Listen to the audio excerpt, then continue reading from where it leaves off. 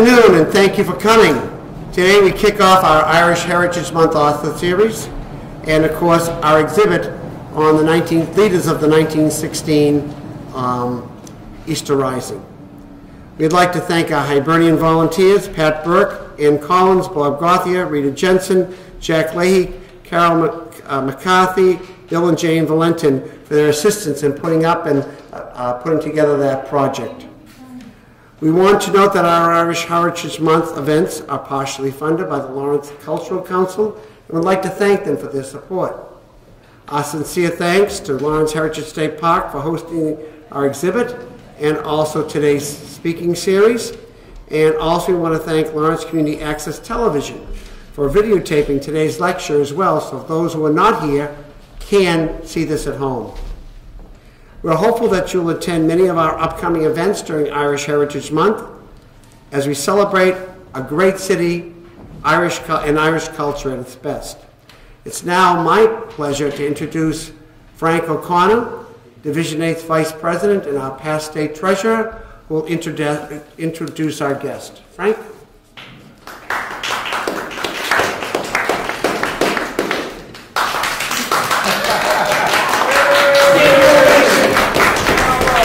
Well, let's really hear it, folks. Actually, it's a pleasure to introduce Mr. Klein, fellow native of Andover, I might add, who can be considered as one of our local boys. He's done extensive writing in the area, and sports seems to be his strong suit. He's the author of A Strong Boy, Life and Times of John L. Sullivan, America's first sports hero, biography of the first modern heavyweight boxing champion in the world, the first athlete to earn more than $1 million. This guy earned $1 million when people in Lawrence were working for $1 a day. You know, that's amazing how popular the sport was, but it was a chance for poor boys to make a living, as it still is. You see now the boxing game is becoming popular again in this area after several decades of regression. He's written extensively in some of the local papers, the Globe and Wall Street Journal. More importantly, he's also written for the New York Times and National Geographic, among other outlets. The author of 2 previous books, Discovering the Boston Harbor Islands and The Die-Hard Sports Fan's Guide to Boston. That's got to be a classic. He's currently writing the story of the Fenian Brotherhood, a band of Irish revolutionaries that launched 5 attacks on Canada in the wake of the Civil War. As you know, many of those Fenians lived right here and were organized in Lawrence. So this would be a great read for many of us. Probably find a lot of your family members in those books. This book will be published in Doubleday. Without further ado, I present Mr. Christopher Klein, our local author.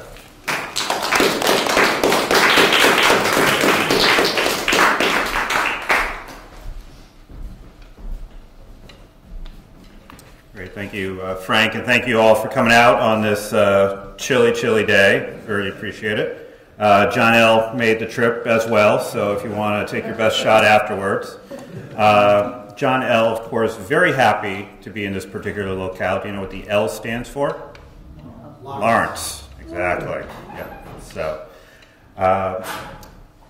and I just want to give my appreciation to everything the Hibernians do to keep history alive. It's great living in Andover, having the great resource that you guys have down at the South Lawrence Branch Library, to be able to go in there and find a lot of great books that you'd have to travel pretty far to find in some university, and to be able to check them out, take them home, use them for research. It's been a big help in doing the book on John L. Sullivan and doing the book I'm doing right now on the Fenian Brotherhood as well. So hopefully my remote will work from over here. There we go. All right, so if I had to tell you about the first sports superstar and told you these facts, so he's the first athlete to earn $1 million. He is the gold standard of his sport. He's probably the most famous athlete of his century. He eats and drinks with wild abandon. His womanizing, his boozing, his run-ins with the law are a godsend to a burgeoning newspaper industry. And if I told you all that, you'd probably think I'm talking about Babe Ruth, but I'm not. I am talking about John L. Sullivan. Everything that you know about Babe Ruth, John L. Sullivan was doing 40 years before him. They call John L. Sullivan a lot of times the Babe Ruth of boxing, but they really have it. They call him, the Babe Ruth of boxing, but they have it backwards. Truth, Babe Ruth really was the John L. Sullivan of baseball. And when I set out to do this book, I'm not a really big boxing fan, so that's not really what drew me into Sullivan's story. I found Sullivan's story more interesting in that it's also the tale of the Irish coming of age, finally ascending to power in this generation after the Irish famine. But in doing the research on him, I found that he really influenced the world that we lived in three ways. And one is that he was the first sports superstar. And if you think of sports as America's secular faith, Sullivan really isn't just among the pantheon of athletic gods. He really is our Zeus. He is the trailblazer for all the sports superstars that come after him. And he made his name in the 1880s. And think about to what he was doing back then. He starred in theatrical performances. He wrote his own memoirs. He endorsed products. He flirted with running for political office. He owned his own sports bar on Washington Street down in Boston. Doing all those things that we think of star athletes doing now, and he's doing them back in the 1880s. So he really is the pioneer and sets the model for what a sports superstar is. Second thing is he really is the first Irish-American Catholic icon in this generation after the Great Hunger. Born in the United States, he rises to become the heavyweight champion of the world, and it's a powerful symbol that the man thought of as the most powerful man in the world has Celtic blood running through his veins. It's a very important moment for the Irish who emigrated to America. And then in the third respect, he really changes the sport of boxing itself. When Sullivan comes along when he's growing up, boxing is this bare-knuckled affair. It's banned everywhere throughout the country. And even though we know him as this bare-knuckled boxer, he never wanted to fight with bare knuckles. He basically, he was told that's the way it's done, that's the way you must fight. But Sullivan became a big enough star that by the time that he leaves the sport, he transforms it from the old rules, bare-knuckled, into really the modern-day glove sport that we know, where rounds last for 3 minutes and that are fought under what are known as the Marquis of Queensberry rules. And it's really by his force of fame and power that he's able to transform the sport into what we know today. So I think it's interesting to go back and think about what the sport was when Sullivan first comes around. And it's fought under what's called the London prize ring rules. So you fight with your bare knuckles, and wrestling is also allowed. And it's a very vicious sport. And in addition to just what the rules allowed, if you got your opponent down on the ground, there was plenty of sort of grabbing him by the hair, giving him a little extra shot onto the ground. There was eye gouging. There was reports of fighters who would pour turpentine on their hands, try to blind their opponents. So it's a very vicious sport in the ring, and it was pretty vicious outside the ring too, because the whole sport is soaked in gambling. So if you were to be ringside at one of these sports, one of these fights, it would be very much like being on the floor of a stock market, where they'd be yelling out bets, there would be money flying everywhere, they'd be making bets on who would win the fight, who would be the first one to go down in the first round, who would be bleeding first blood. And what the big difference between boxing then and now is that a round would last only until a fighter would get knocked down. So a round could last 3 seconds, a round could last half an hour. After a fighter was knocked down, they'd have 30 seconds to get back on their feet, another 6 seconds to get to the middle of the ring to start the next round. Fights would go as long as both fighters were able to stay on their feet. So you will find, when we talk about in Sullivan's time, fights could last 2 or 3 hours. You'll hear about round totals that are up in the 70s. That's because this is the rules that boxing was fought under back then. No gloves, no 3-minute rounds, no judges at ringside. Very, very different than what it is today. This is an example of a wrestling move that would be very legal and permitted in boxing back in Sullivan's day. So the John L. Sullivan story starts like so many Irish stories in Massachusetts, and that's back in Ireland at the time of the Great Hunger. And Sullivan's father, Michael, was actually a pretty diminutive man, 5'3", about 125 pounds. He was from the village called Abbeydorney near Tralee in County Kerry. John L. got his girth from his mother. She was about 5'9", 185 pounds. She was born in Athlone, and they both emigrated to America, both Michael and Catherine, John L.'s parents. They emigrated to Boston in the 1850s in the wake of the Great Hunger. They meet in Boston, get married in 1856, and then in 1858 they have their first child, John Lawrence Sullivan. And John L. is born in the south end of Boston, right off of Washington Street and Concord Street in a tenement house is where he's born in 1858. And John L. grows up basically in this 1 square mile of the south end. He goes to school there. His big passion was baseball. He'd go watch the Boston Braves play at the South End grounds, which is right around where the Ruggles Tea Station is today. He always aspired to be a baseball player. His mother wanted him to be a priest. Neither would happen. John L. he was known to be, good with his fist, but by no means had any reputation of being a bully. He was in school to about the age of 14, and then he left school and became a manual laborer like his father. But John L. had a hard time holding down jobs. He'd work maybe 3 or 4 months at a place, and then he'd have this propensity for getting into fights with the boss.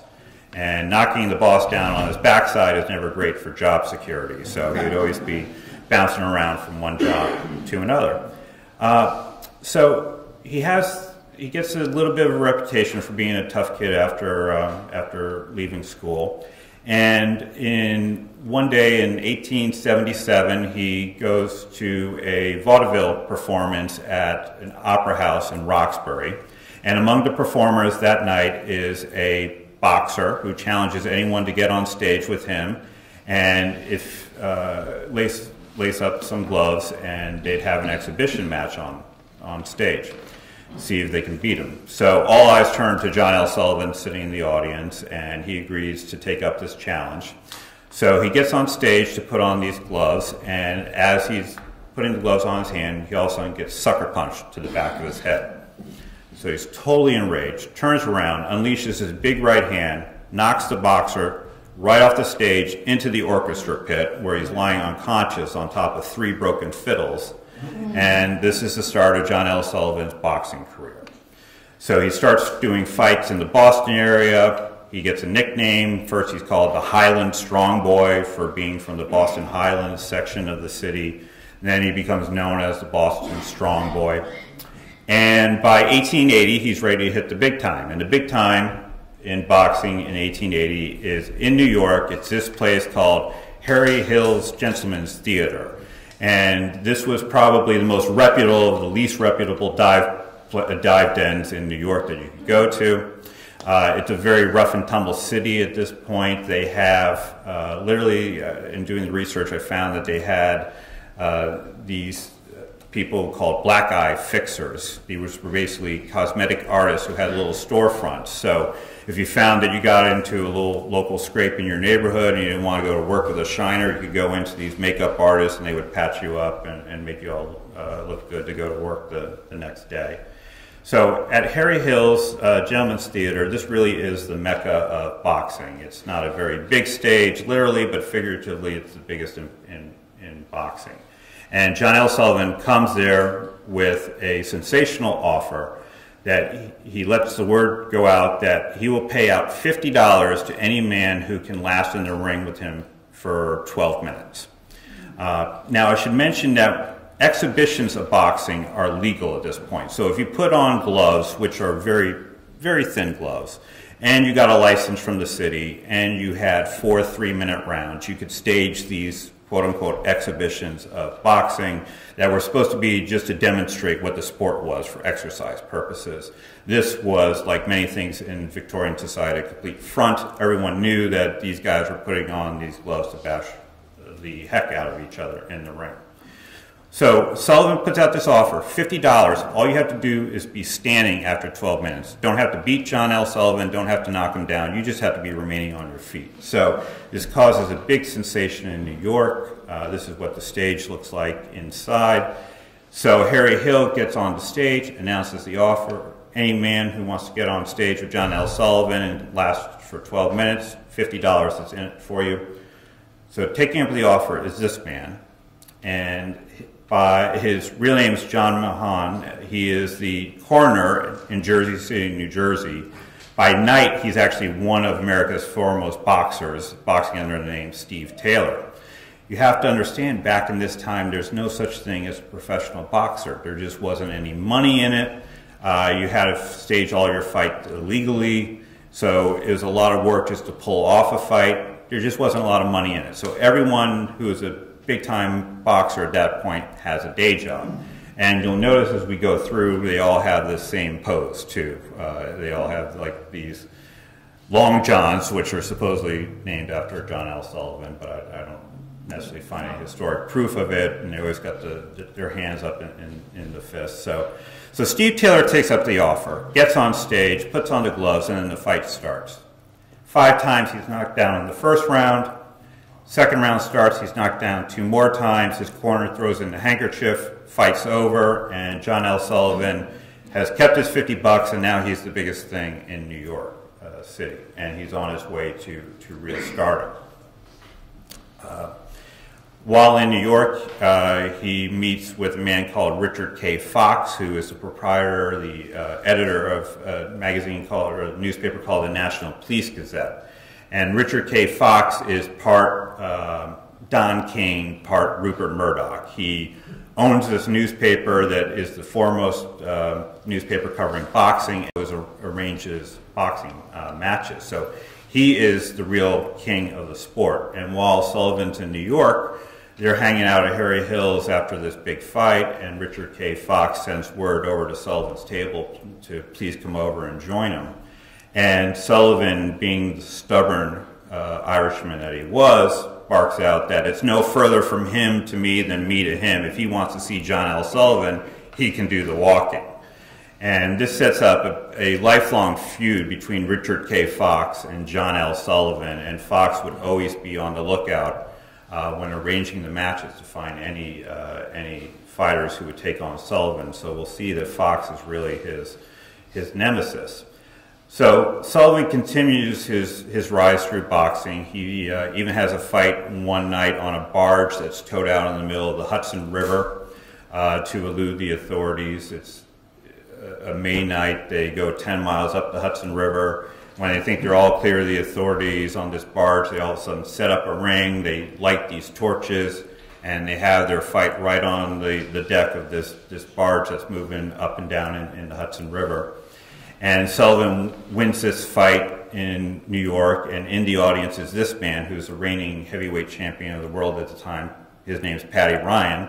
Again, by day, his real job is he's a saloon keeper in Troy, New York. By night, he is the heavyweight champion of the world. So they agree that they're going to stage a title fight now in 1882, February 7th, 1882. And when they signed the papers to have this fight, all they can tell you is that the fight's going to take place within 100 miles of New Orleans. Because again, this is an illegal, bare-knuckled fight.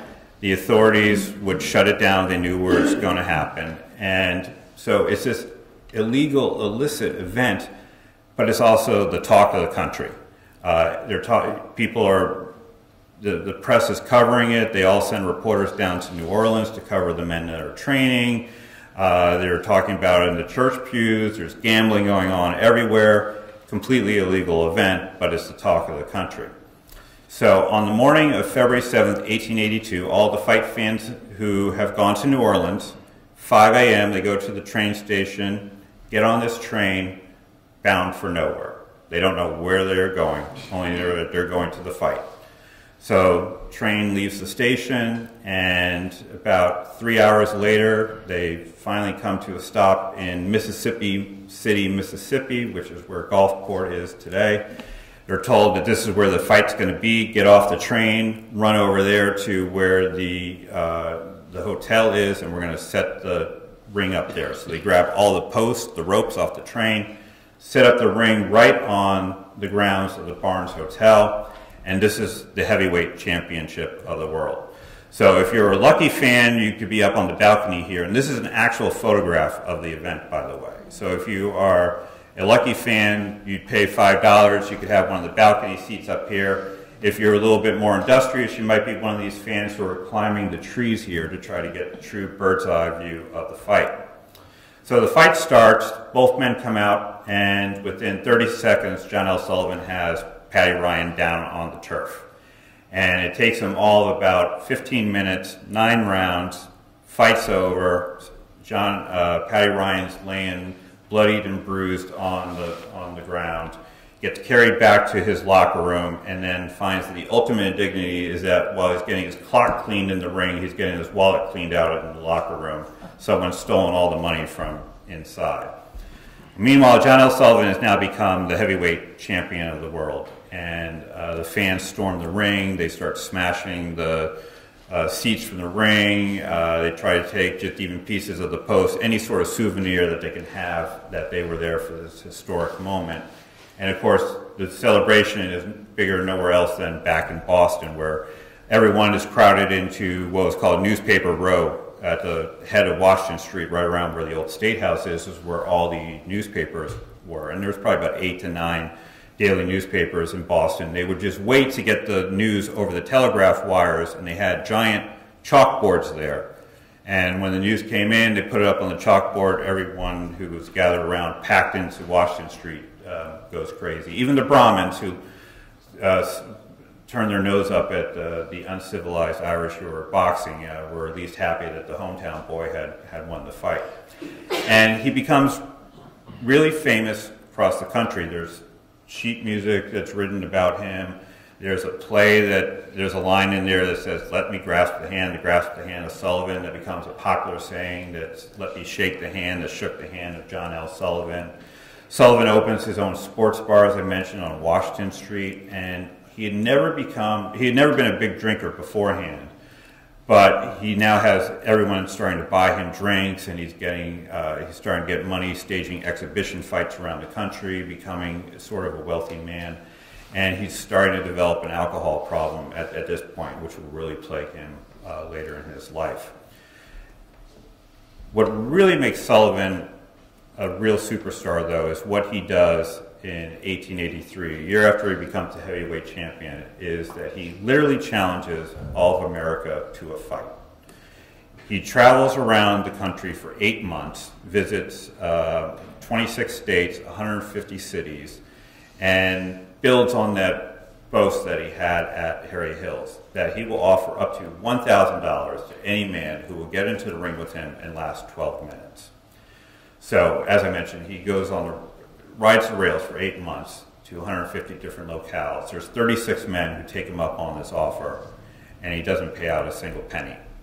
In fact, I came across I encountered one person who was able to get into the 3rd round with John L. Sullivan. But this whole, what he called the knocking out tour, makes him an absolute superstar because he's going from city to city, and every city has, 5, 6 daily newspapers. Telegraph now is connecting everyone across the country, so the reports are going into newspapers. So every day you would read about what was going on with John L. Sullivan and had anyone been successful in lasting 4 rounds with him. And he really connects to the Irish, too, on this trip because he's going to mill towns, he's going to mining towns, he's going to the railroad camps where the Irish are out west building the railroads. He goes all the way from Baltimore to San Francisco and back. And you think about what makes fame back in the 1880s, before television, before radio, newspapers are sort of taking off, but it's really still being seen face to face. And John L. Sullivan, by traveling so far and wide, becomes probably among maybe the two most seen men in America. You could probably say John L. Sullivan and Buffalo Bill. These are the two people that a lot of people would see face to face, and coincidentally, those two men would actually become friends later in life. And I think I've got a picture, I think, in the book of both of them meeting at I think at an Irish picnic in Lowell, where they both were together later in their lives. So Sullivan really becomes a celebrity of the highest order after doing this Knocking Out tour. In his personal life, he meets a woman named Annie Bates Bailey. They start a romance together, and they both have a very tempestuous relationship together as well. They both would drink a lot. They'd come home. There'd be a lot of fighting going on in the house. And Sullivan's drinking becomes so bad that he actually finds himself having to get last rites from the church. So a priest comes to John L's house, which he has bought now with the money that he's earned from traveling the country doing the exhibitions, and the priest is there to give him his last rites, and he noticed that John L's live-in girlfriend's also there, and John L tells him, you know, who the woman is. So after giving John L the last rites, the priest immediately recommends that he come back to the church for a second sacrament if he lives. And a few days later, John L then gets wedded to Annie Bates Bailey, and the two have one child, John L Sullivan Jr. John L was on his trip around the country when the boy is born. Really never sees much of the boy because he's traveling so much, and by the time John L gets back, he and Annie basically start leading separate lives. Their differences are too bad. Annie goes to live in Rhode Island and causes a sensation in 1885 when she all of a sudden sues John L Sullivan for divorce. The two go into court. Annie talks about John L being abusive to her. The judge listens to all the testimony for a day, goes back to his chambers, and immediately declares that he's not going to grant Annie Sullivan the divorce. John L will stay married to Annie until 1908, when he decides he wants a divorce, goes to a judge, and he gets the divorce just like that. That just shows you the different place that men and women had back in America, their different legal rights back in the 1880s. So John L is basically separated from his wife, doesn't see his child, who ends up dying at the age of 2.5 from diphtheria. And then John L starts a romance with another woman named Annie, who is a burlesque star named Annie Livingston. The two then arrange to go to Europe in 1887, and John L is going to do an exhibition tour of England. And while they're there, John L's fame crossed the Atlantic. It's sort of like the reverse of Beatlemania. He gets into England, and he's got thousands of people waiting for him at the docks, at the train station. Everyone comments about how Mr. and Mrs. John L Sullivan are the big stars there. And then word gets back to America to Richard K. Fox, the editor of the National Police Gazette, that everyone thinks that the woman traveling with John L Sullivan is his wife. So he's more than happy to splash all over the pages of his newspaper the scandal that the woman traveling with John L Sullivan is not his wife at all, but his mistress. Doesn't do anything to dilute his fame, though, in England at all. In fact, the Prince of Wales, the son of Queen Victoria, requests that John L Sullivan do an exhibition match in front of him. And this causes a pretty decent scandal in English society that an Irish-American boxer would be asked to come before the prince. But this becomes big news back in America that John L Sullivan has met with the Prince of Wales, who become the future King Edward of England. And the newspapers loved this story, that you had this kid from Boston shaking hands with the future King of England. And they put in print then supposedly just the routine way that John L would talk about the prince, and supposedly told the prince that if he was ever in Boston, be sure to look him up. And John L would like to also say that I shook his flipper and wished him well. So he was very much enjoying this story too of meeting with the future King of England. While he's in Europe, though, he's also there on a bit of business. He's agreed to have a heavyweight title fight with a boxer named Charlie Mitchell from England. Bare knuckle boxing is just as illegal in England as it is in the United States at that time. So when they signed their papers, they agreed that they're going to fight within 1,000 miles of London. So the fight comes, John L. Sullivan actually crosses the English Channel. He goes to a chateau outside of Paris, and behind a barn where all of the animals are, they pitch a ring, and the heavyweight championship fight begins with a total of 30 people in attendance around the ring.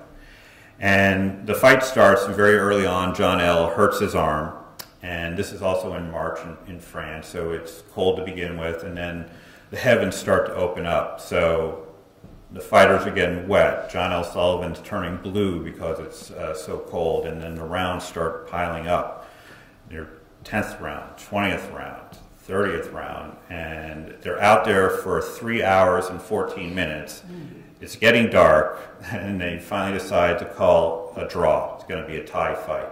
So for John L. Sullivan, he might as well have lost the fight because he wasn't able to defeat his opponent. For Charlie Mitchell, he might as well have won the fight. So John L's in a bad mood to begin with, and then their coaches trying to get out of town when all of a sudden the French police come upon them, arrest them for violating the local law, and John L. has to spend his night in a dank French prison. The following morning, he posts bail, immediately skips out of town, leaves France, goes back to England, and then he sets sail back to Boston with his mistress, Annie Livingston. So he returns to Boston, no longer the undisputed heavyweight champion. Then the press start printing reports that he is so drunk and belligerent on the voyage home that he's getting into fights with Annie Livingston where he's throwing lamps around the chamber, and that the crew basically is trying to lock him away to sober him up, so he's getting all this bad press. And then he comes back to Boston, goes on to bender of all benders, and finds himself in Revere Beach in a cottage, again getting the last rites from a Catholic priest. And they set up a special telegraph wire from Revere Beach back to Boston to give hourly updates on John L's condition. And in fact, one of the updates gets printed in the New York Times that John L. Sullivan is dead. They have to print a retraction the next day. John L. Sullivan's still alive. But the whole time that he's on his deathbed, Richard K. Fox is still challenging him to get into the ring to fight his next protege, who's a man by the name of Jake Kilrain. And Jake is everything that John L. Sullivan is not. He actually grows up in Somerville, but he's a family man. He's got 2 kids. Richard K. Fox claims that John L. Sullivan is ducking his protege and declares him to be the heavyweight champion of the world. Prints all these flowering stories that Jake Kilrain is such a family man. He actually takes life insurance out to protect his own family's fortune. And so Sullivan basically gets browbeated into agreeing to fight with Jake Kilrain, signs the papers just a few months after getting the last rites, when he's in no condition to box. I should mention that while Jake Kilrain is getting this championship belt from Richard K. Fox, the citizens of Boston decide that they're going to give the Boston Strong Boy his own belt. So they raise $10,000 and they give him this 16-karat gold championship belt with 400 diamonds in it, and they give it to him at the Boston Opera House. It's said later in life that John L. starts hawking the diamonds off the belt to pay for his drinking habit, which of course has turned into full-blown alcoholism at this point. So Sullivan has 6 months to get in shape for this fight, which is going to be held, again, within 100 miles of New Orleans, sometime in the summer of 1889. His first few months of training do not go well. It comprises basically of John L. taking 10-mile walks around Boston with a nap in the afternoon at a friend's house, capped off by a visit to his 2 favorite saloons in Boston.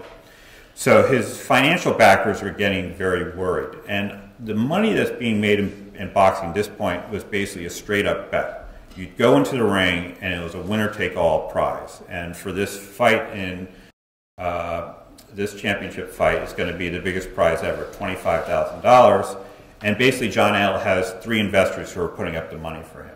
And they're worried that they're not going to see any return on their investment. They finally decide that they have 6 weeks to get John L Sullivan in shape.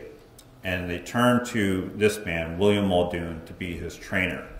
And William Muldoon is maybe the second most famous athlete of his time. He's the world heavyweight wrestling champion of the era, but he's also a physical fitness fanatic. And he has this idea that he's going to open up a business where he's basically going to be a physical fitness trainer. And he thinks, what better publicity could there be than if I take John L Sullivan and get him ready for this fight in 6 weeks. I mean, he's basically about 40 to 50 pounds overweight. He's nothing like the muscular fighter that he was. He's basically been eating and drinking all this time, like I said, very much like Babe Ruth, very much out of shape. So Muldoon takes Sullivan, brings him to his farm in upstate New York, and for 6 weeks, he gives him maybe John L can have a glass of ale here or there, but he cuts out all his hard drinking, has him on a strict diet. Muldoon converts his 2 barns into makeshift training quarters. So he's got a medicine ball, he's got a punching bag in there. He has John L wrestling with him, learning wrestling moves, which again are completely legal during the boxing match. He's got him putting on hot, heavy coats and running during the heat of the summer out on doing the road races. It very much reminds me of like in Rocky 3 or 4, I can never keep them straight anymore. Rocky's out training in Siberia, sort of in the summertime train where John L is doing all this road racing and getting into shape. And lo and behold, 6 weeks passes and John L is basically in fighting form, ready to go for this fight in Mississippi. So fight day comes. Again, everyone's been told 100 miles from New Orleans is where this fight's going to take place, but they can't tell you where it's going to be because it's another bare-knuckle fight. And so it's decided the day before that they're going to hold this fight literally in the backwoods of Mississippi. So there's a man named Charles Rich who lived near Hattiesburg, Mississippi. He owned his own sawmill. So the day before the fight, Charles Rich tells all his sawmill workers to go out on the property and start cutting down the trees. They're going to clear cut it, and they work through the night by torchlight to build this 4,000-seat arena in the middle of the woods. So fight day comes, 3 a.m. In New Orleans, and again, all the fight fans, they have a ticket to the fight, they don't know where they're going. So they get onto this train. So many people want to see this fight that there are men just on top of the train, holding on, like they're like barnacles on this train as it leaves the station. The promoters are firing shotguns at these guys because they don't have tickets, trying to get them off the train, but even the shotguns aren't enough to get them off the train. They want to see this fight. That's how much interest that there is. So the governor of Mississippi, who was in office when Sullivan had his first illegal fight there, was still in office 7 years later. This time, he's not going to get burned again. So he calls out the National Guard and stations the National Guard at every single rail line that's coming in from Louisiana into his state to make sure that this illegal fight doesn't happen in Mississippi. So sure enough, the train starts coming towards the Mississippi line, and the National Guardsmen are on the tracks, waving their arms for this train to slow down. And they're waving their arms for the train to slow down. They're noticing that this train is not slowing down at all. They keep waving their arms like, we're going to get killed. They just jump off the tracks. The train barrels on by because there is no stopping this train from going to where the fight is. So they pull into this makeshift ring in Richburg, Mississippi. This is what was woods the previous day, now becomes the scene for this championship fight. So it's going to start 10 a.m. on this July day, and everyone's ready for the fight to begin, and then the local sheriff gets into the ring and tells everyone to disperse, that this is a legal fight, it's not going to happen under his watch.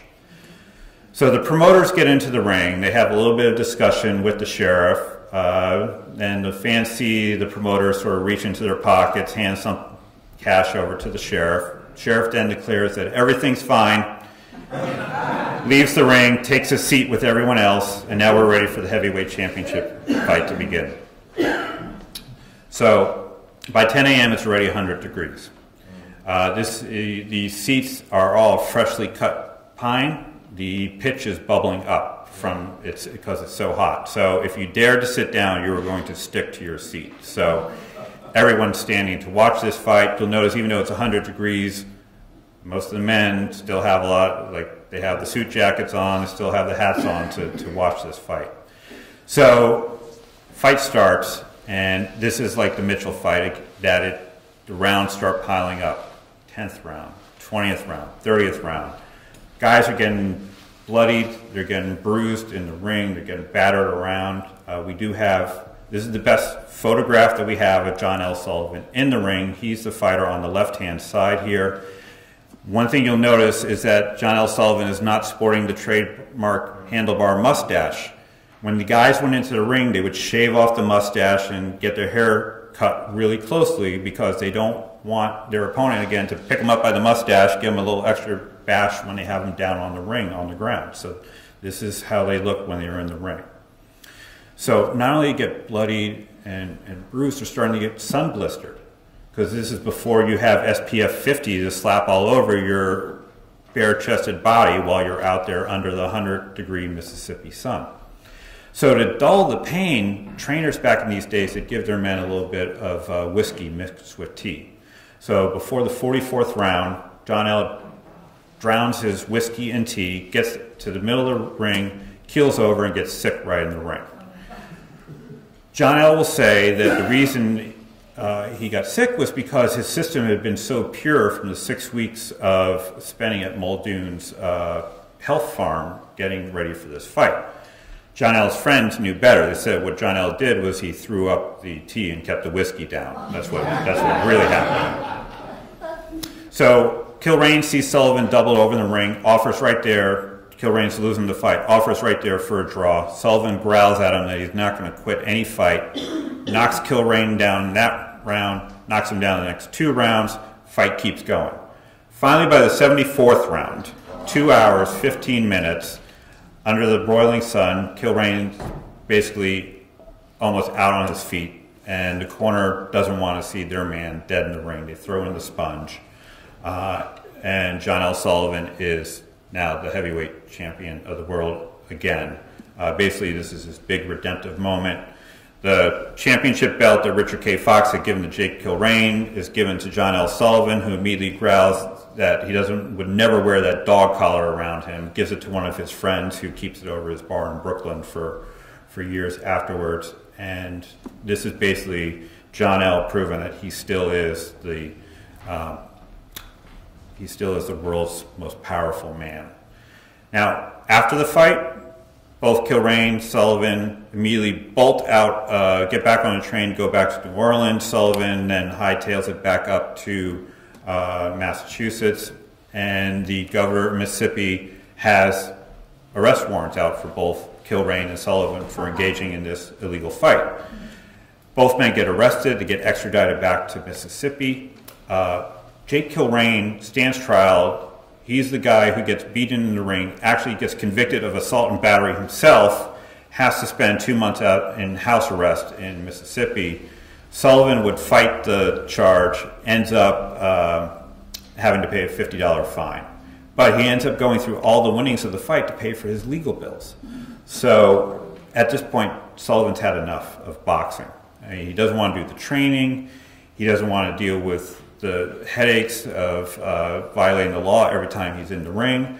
And so he actually finds a life in the theater. He spends 3 years touring the country, doing vaudeville performances and starring in theatrical plays, where this one was called Honest Hearts and Willing Hands. And basically he gets to go on stage, earn more money than he ever would boxing, doesn't have to get the punishment, doesn't have to do the training, doesn't have to worry about getting arrested, and it's a great life for him. But 3 years pass, and people are like, John, if you don't get back in the ring, we're going to have to take the championship away from you. So he agrees finally in 1892, he's going to fight again.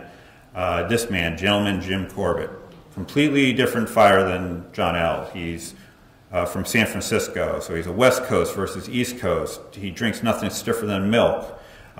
He is lace curtain versus shanty Irish. It's a big clash of personalities. He works as a bank teller, never did any manual labor in his life. He's a very scientific type of fighter. But John L says the only way I'm getting in the ring this time is that we're fighting it with gloves and under the Marquis of Queensberry rules, 3-minute rounds. And so the fight is set for New Orleans, but this time they can tell you exactly where the fight's going to be. They have it in the New Orleans Olympic Club. And just look at this. So 3 years ago, they're fighting in the backwoods of Mississippi. Now they build this 10,000-seat arena that has lights in it, has a retractable tarp on the top in case it starts to rain. It looks like any fight that you would see in Vegas nowadays. And this is where Sullivan has taken the sport because he refuses to fight with bare knuckles.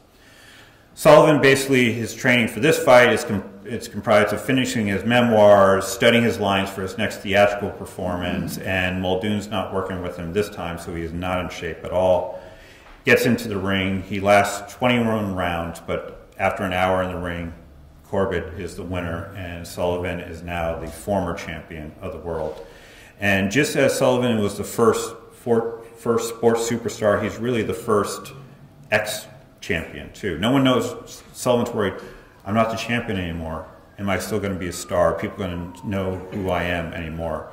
And so what happens to John L. Sullivan afterwards really proves that fame and being a superstar is not necessarily a title that you hold. It's just the fame that he has, because people still will pay good money to see him umpire baseball games or deliver a monologue or star in a play, because they just want to be in the presence of John L. Sullivan. They didn't really care as much necessarily about John L. Sullivan the boxer, but John L. Sullivan the man. So he continues his career touring the country, becomes this thespian star. You do notice, though, this transformation really starts to happen almost immediately after he's done the ring. He's only about 32 years old, but now he's not training anymore, and he goes prematurely gray. He starts putting on a weight. He starts eclipsing 300 pounds in the ring. And the drinking, though, continues to get worse and worse and worse. And then he finally really bottoms out around 1904, 1905, after a dozen years out of the ring. He goes to St. Louis, which is hosting the Olympics in 1904, and he's basically paid to be a professional greeter. Just shake hands with the patrons who come in, John, who order a drink, just shake hands with them. So he finds himself in St. Louis, just 1,000 miles from home. He's literally spends his whole day at a bar, which is not a good place for an alcoholic to do, basically swatting away the barflies who want to talk to him. And then you can see this is the business card that was issued out to him, and it says, we'll meet all comers in any number of rounds at his buffet. That's just how big an eater that John L. has gotten at this point. So he's really hitting rock bottom at this point. And then he's on the road in Terre Haute, Indiana in 1905, orders a drink, does the math in his head. I've earned $1 million in the ring. I think I've spent about $500,000 of it on booze. Drinks delivered to the table, takes it, pours it out into a planter, and then doesn't take another drink the rest of his life. At least that's the account that John L. Sullivan gives. But to me, this is the biggest mystery of his life, is how he actually was able to stop drinking, because it starts this transformation in his life. He becomes a temperance speaker.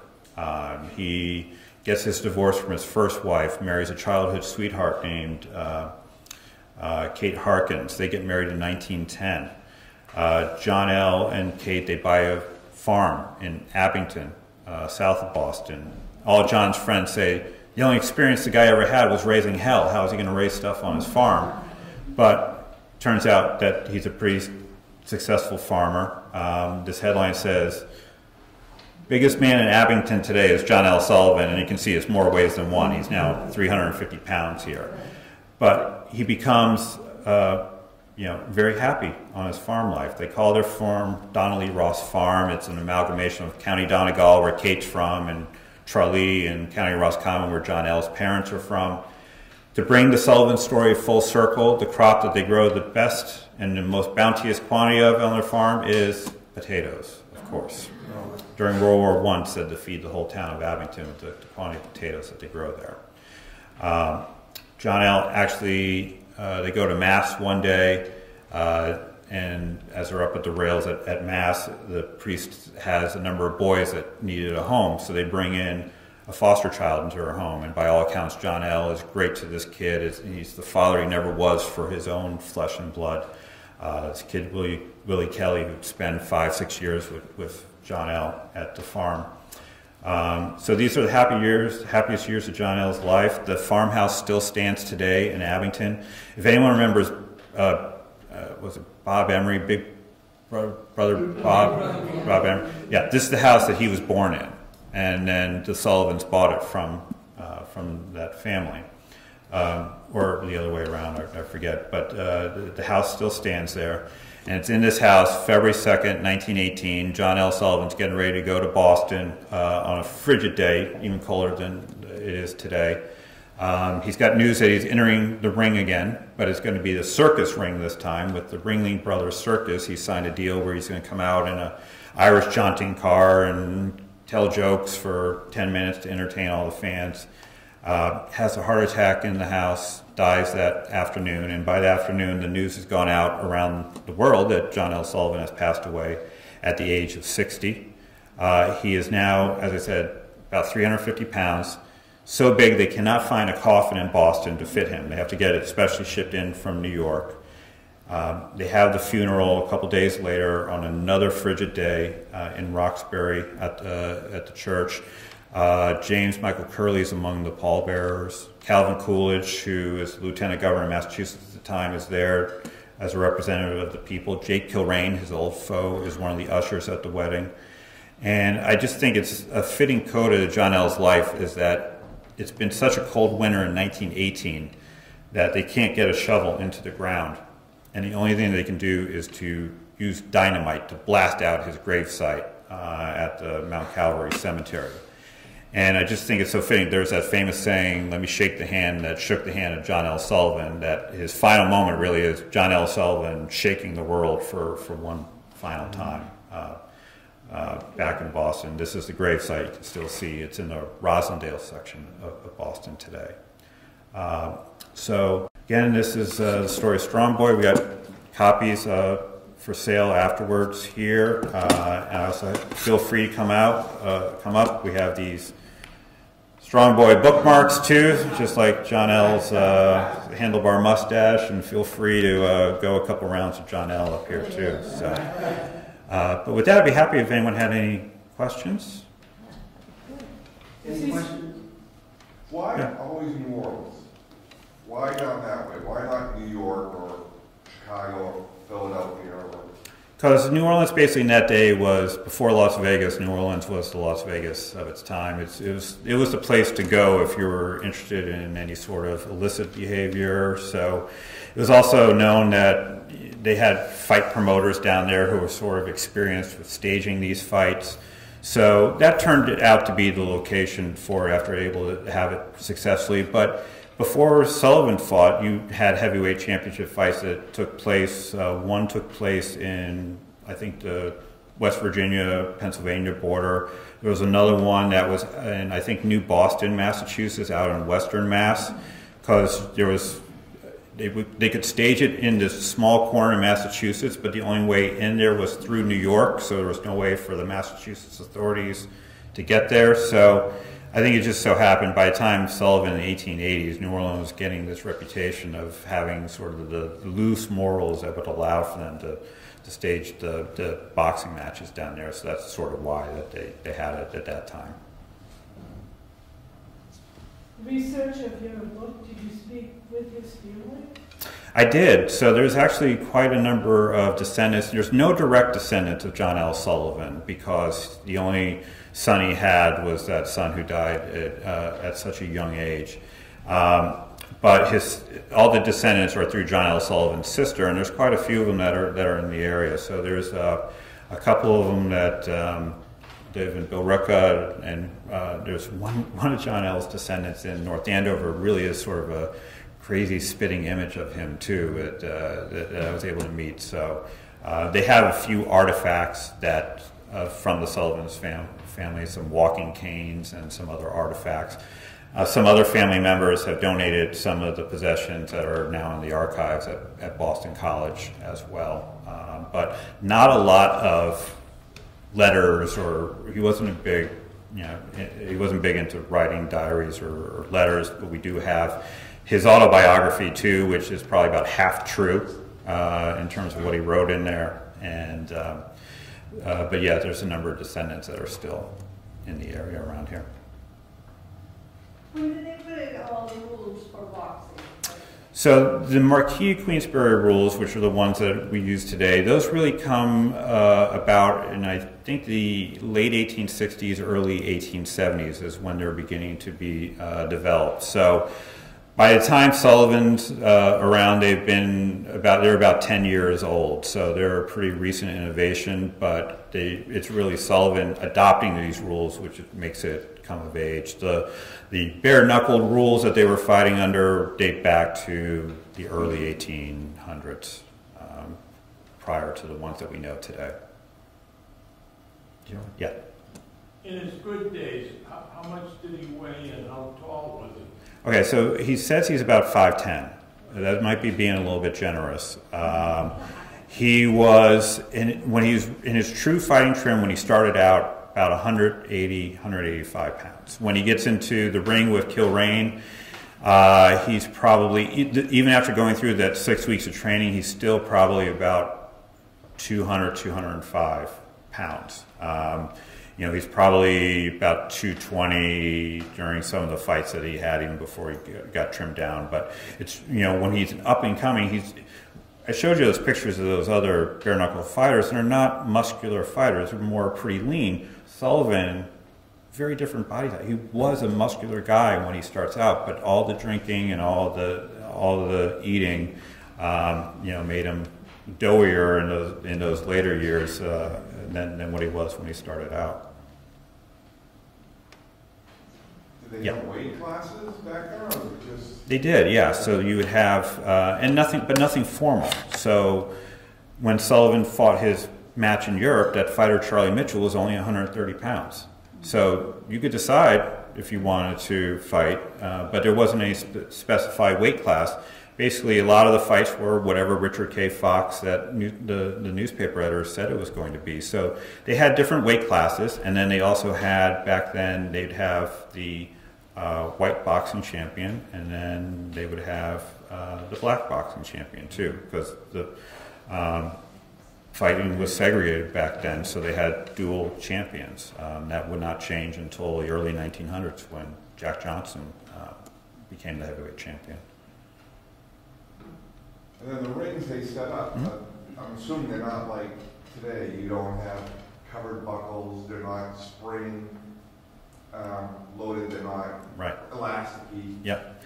Yeah, so they were wooden posts, and then I think today, I think they generally have 3 ropes. Back then they'd have 2, and if you see like the photos, the ropes are not taut at all. You would not be leaning against the ropes, you would be falling right into the crowd on it. It's basically just to carve out the space. Most of the fighting was generally done in the middle of the ring. You would not corner an opponent against them. So, but yeah, you would, for these outdoor fights, you'd literally just take these wooden posts, you'd get them into the ground.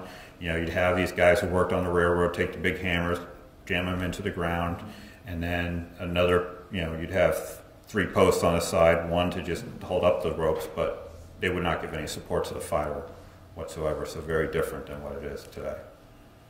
Yeah. No referees? Nobody in there to control it? So there's a referee, but again, it depends. You know, you could pay the referee off a little bit. You would have a referee more or less to try to keep the rules, but you know, a referee had the right, if someone was violating the rules, to throw a fighter out. It rarely would happen. So you had your referee, and then each fighter would have a timekeeper in their corner who would also be their advocate in going back and forth to referee. That fight in Mississippi with Jake Kilrain, the timekeeper for Jake Kilrain was Bat Masterson, the famous Wild West fighter. So that's sort of the class of person, and you knew that someone was sort of probably packing a gun there too, so there's this threat of violence that would happen at ringside to try to keep, you know, the referees in check. So, but there was a referee, but certainly not involved to the degree that you would see them. they would have the ability to stop a fight. But again, usually it's just your corner would literally throw in the sponge, handkerchief, whatever they had to end the fight. Yeah. If they're fighting on the ground, how could anybody in the audience see beyond the first 5 rows? It was difficult, so that's why you see these guys climbing up into the trees and trying to get a perspective in that way. A lot of times you just didn't have that many people at ringside. The fights that I showed you were probably the most well-attended ones that they had. Certainly the one with Kilrain, where they finally built then that makeshift arena. But because you would have maybe only the fans who could get on a train and that would stop in the middle of West Virginia to do this fight, you didn't necessarily have giant crowds. So maybe you're 5 or 6 deep around the ring to watch it. But yeah, it was definitely a challenge to see it. The other thing I'd fail to mention is that because they're fighting on turf, they would have spikes on. So what isn't unusual too, to sort of give your opponent a little bit of a spike when he's down on the ground either. The spectators never got arrested? Oh, they got arrested. Yeah, there was plenty, and this is part of why the Victorian society looked down upon it. As much for the boxers in the ring, the Irish, and most of them are Irish at this time, not just the Irish in the ring, but this is where the Donnybrooks would break out, in the crowd as well. So it was the Irish ruffians who would then get into fisticuffs outside the ring, or they'd be pulling guns on each other, and the violence. So oftentimes it's just as much violence going on outside the ring as inside the ring, because you're passing bets around all the time during the fight, and you were trying to, if you had a bet on a guy, you were trying to do something to. If the fight was not going your fighter's way, a popular tactic then was for the fans to cut the ropes and storm the ring, so that the fight would have to be forfeited and everyone would get their money back. So that was a common tactic. So that was another thing you'd make sure if your fighter is winning, you'd try to be keeping the other fans from storming the ring too. Billy, I'll go. Yeah. He certainly in his lifetime earned a tremendous amount of money. We all agree, $1 million plus at that time was, we think the average person was getting less than $1 a day. When he died, was there any of that money left, or in other words, he spent it during his lifetime? He lose it. So he had very little left when he died, but he did have the house. So his estate was basically about $3,700. He had $3,000 of that was about pretty much the house. He made a good amount of money after his retirement and after he gave up the drinking, but his wife died in 1916, and then he had some bad investments in the movie business, started to lose money that way, because he had a lot more money probably a couple of years before his death than he did. When I went to the archives in Yale University, they had a folder there with the contents of John L's pocket when he died. I'm like, oh wow, this must be amazing what could be in here. So I opened up the folder, and it's a slip from a Brockton bakery. It's basically, a 350-pound guy, I guess, he's got a cake or something, he was ready to get picked up, but that's all he had in the pockets then was slip from the bakery. He had a couple $100s in the house, and then the house when it sold. But that was a lot more than a lot of other guys had back then. A lot of his contemporaries did. He spent a lot lost. Oh yeah, yep. 99%. Yep. Yes. How many people actually boxed? Are there any numbers that know the status of the world? That's a good question. I never came across anyone in particular, but I will say that one of the great research or finds I had was this book from the 1880s, and it was probably about this tall, your ultimate picture book of picture books. And those photos I showed you of the fighters in the long johns, all with the same pose, there's probably about 50 of them in there, and it'd all be in the same exact pose and in front of like some potted plant. It's like, but it was big enough that they had. It's a big enough sport that you had 50 stars of the day who they would put into this big monograph and sell for good money back then. So certainly by Sullivan showed that you could then make a living as a boxer. So by the time he retires, you've got a lot more boxers involved in the sport than at the beginning. It's starting to transition a little bit into, I think, more Italian fighters at that time too. But for the most of most of the time, everyone you saw in that book was either Irish or there were a few African Americans who fought as well, too. Yeah. Considering Lawrence had such a large population at that time in this area, many Irish immigrants and native-born Irish here at that time, did he ever come up to visit this way where he lived only 50 miles, 30 or 40 miles away? Is there any records of, not just to fight, but to visit the area? I wouldn't be surprised if he did. I never came across any records of him fighting in Lawrence, but I can't imagine that he would not have. Like I said, I know he was in Lowell at this Irish picnic with Buffalo Bill, and he traveled so much that he really wasn't back in the Boston area again until he bought that farm in Abington.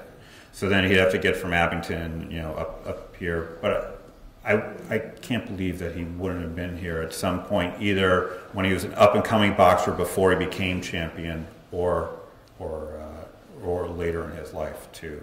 But really, during the prime, after he became heavyweight champion, then when he was a vaudeville performer, he didn't even have a house in the Boston area. Didn't have to have one. He just lived from hotel to hotel to hotel. Yeah. I was just wondering that the fight that they were out in that hot sun, how many people were left watching? Because they must have been terribly uncomfortable too. Yeah.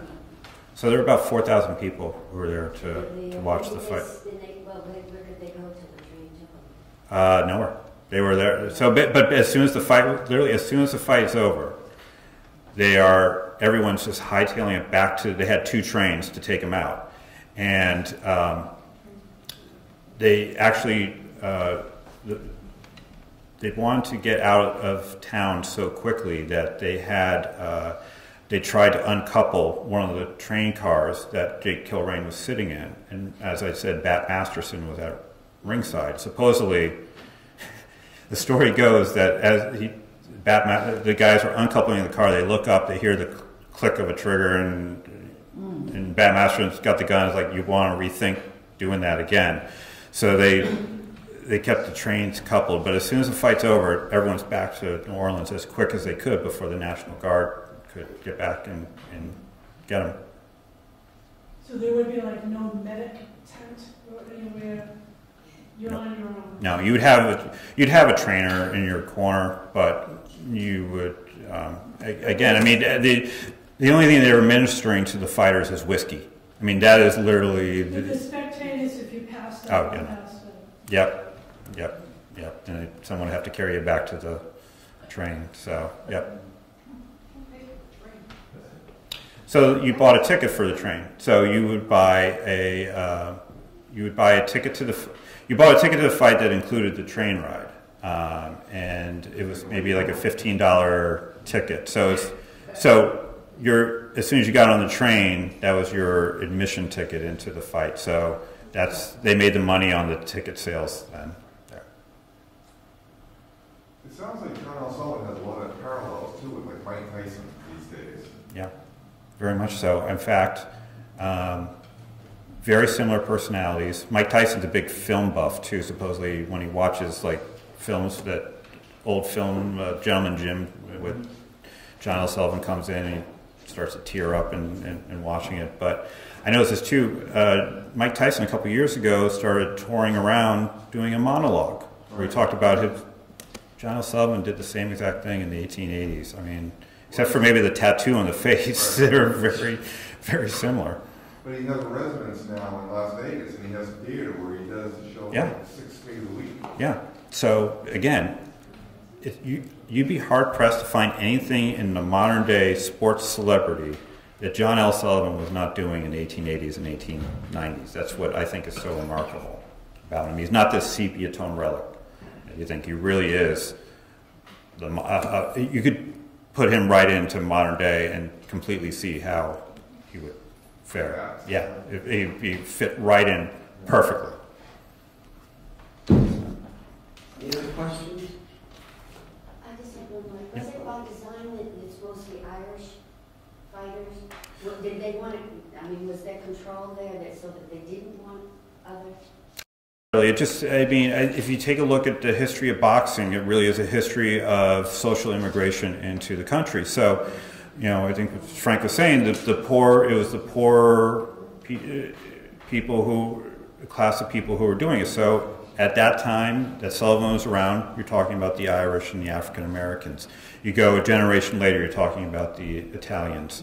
You know, you come up more to the middle day, now you see a lot of fighters who are immigrating from Asia who are in the ring. So that's why you see a lot of studies of boxing, because it's really the study of American immigration. So it's more tied to that rather than what was going on in the ring. You did find there was one fighter of Sullivan's time named the Irish lad, Jack Burke. He was Jewish, but he changed his name. You would change your name to an Irish name to fit in.